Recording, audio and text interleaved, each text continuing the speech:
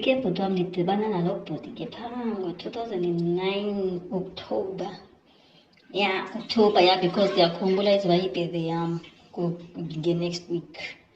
Okay, ngabe kungxaki ayisathandana ke nokubhona umfana. Apha ndiyeli i-following year kune-World Cup, hayi ke shame. And ikhupha kuba ngenomntu othanda ibhola ke, ndi-favourite Chiefs. Ndithatha ke ndisestadium andithengile amatikiti ayikho-right nje. Fana mzo. I think after 11 months sithandana, okokuqala i-masterpiece yokuqala. After 11 months sithandana ubhuti, kanti unomfazi okokuqala. Uyandiva? Okay. Hayi sadlula kweso stage. NdimXhosa mos ngane. Andiqhelanga mos ngale nto lena yesithembu, yabo. Okay. Enye imini ithi sizahleli apha, sihleli soyi-2.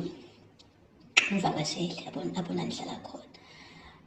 Ikhalifoni yakhe ayiphakamise athi hello. Ndimbone ndinike ifowuni. I was like, hayibo, wenzakalani? Okay. Nam ke ndiphendule, hello. Kunjani bani? Ndithi nake ndiphilile. Undibiza ngegama lo sisi. Ndithi nake ndiphilile, kunjani lana?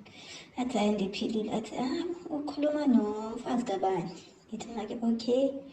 Athi hayi bengifuna ukuthi ngiqonde ukuthi nyani lapho kuwena ingathi kanti imali nibhanqa nje bengabikho apha endlini amane sithi ukuwe kanti akekho kuwe. Okay. Oh, hayi ukumi. Okay ke. Nawe ndizawucela ukuthi xa efika apho kuwe ngezinye imini, mhlawumbi ngezinye imini akazukusho ukuthi uyeza xa kusurprise. Makefika umxelele uthi akunike inamba yam. Okay. Qamba ndisothukile andiqhelanga mos mna. EsiXhoseni nasiyenza thina. Okay. Angabe nangxaki ayishem siqhubekeke nyasithanda nabe mnandi ke. Mane size mane siza ke mane ngazi. Phofu ke anyway mna ndingumuntu osebenzela kude nalapho ndihlala khona, so ndivele ndiyahlala ndibuye ngelo xesha ndibuya ngalo. Hey mfana, it happened one day. Ubhuti zangatsho kum ukuthi uzoza that day. Make sizakhe kum udla ngoza ngemoto.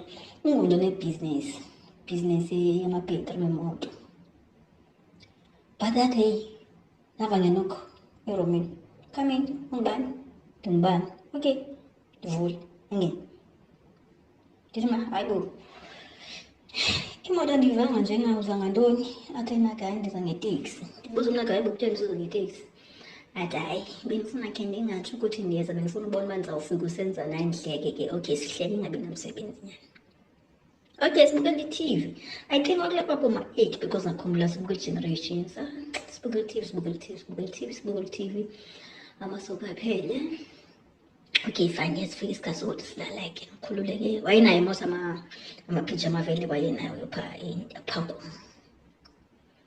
Hey, akhulule ubhuti njengesiqhelo. Hey, wazongithusa wena mfana. Make khwepha isibhamu ngemuva la ebhrukweni esibeka phezu kombhede. Hayibo. Like ndaba nayo shock ne. Mara ngiqama imali isiqinisa. Ndimkhuphela into zakhe zolala. Okay, fine, afake ipijama yakhe nevesti, sandilala ngevesti. Kondithi ke mna ke hayibo lo mpu uzawuthini? Ndithi naka lo mpu wakho ngcono uthatha ufaka apha ewardrophini. Ndithi nake hayi angifuni nowubamba ke mna. Oh, ndithi lo mpu wakho ngcono ufaka apha ewardrophini. Athi ke yena ke kum ina ndithi mna hayi andifuni ubamba umpu nengakwaziyo ukuthi usuka phi, and futhi mna ndaqala ukubona unompu uqale mina uphathe imiphu. Athi ke nake xa ke ndiphendula hayi bendenzela ukuba hlambisa banizofika apha kushubile. Kaloku wena umXhosa enye into, amaXhosa ayaxoka. Bendenzela ukuthi manifika apha kushubile ndiyazikwazi uzivikela ndihleke ke ngabe na-problem. Mara zange ayofaka ewardrophini. Athi hayi mani kungcono loo nto ndifuna ulalisa apha phantsi komqamelo ungazi ukuthi uba makushuba. Ndithi naka mana akho nto uzakwenzeka, akho nto uzofika.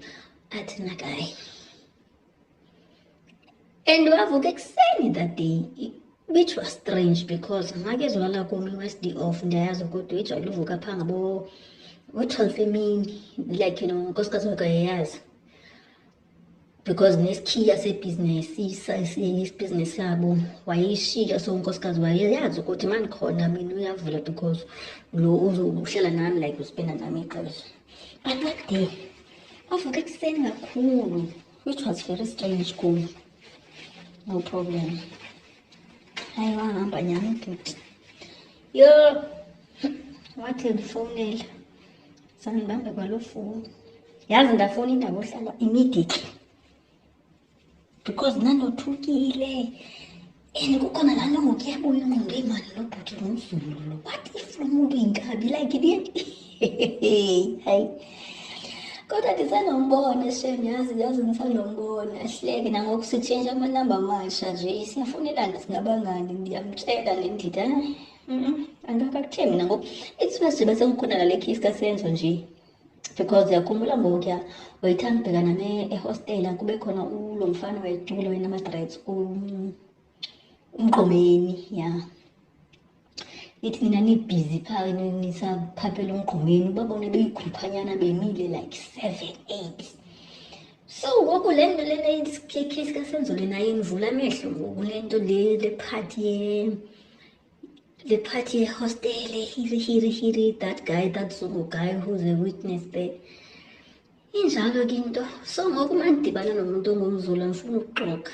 Hey, noba umuntu ngiyabona ukuthi ngingathangana naye mara hayi andicingi. Ndabasaba mina abantu spam yo.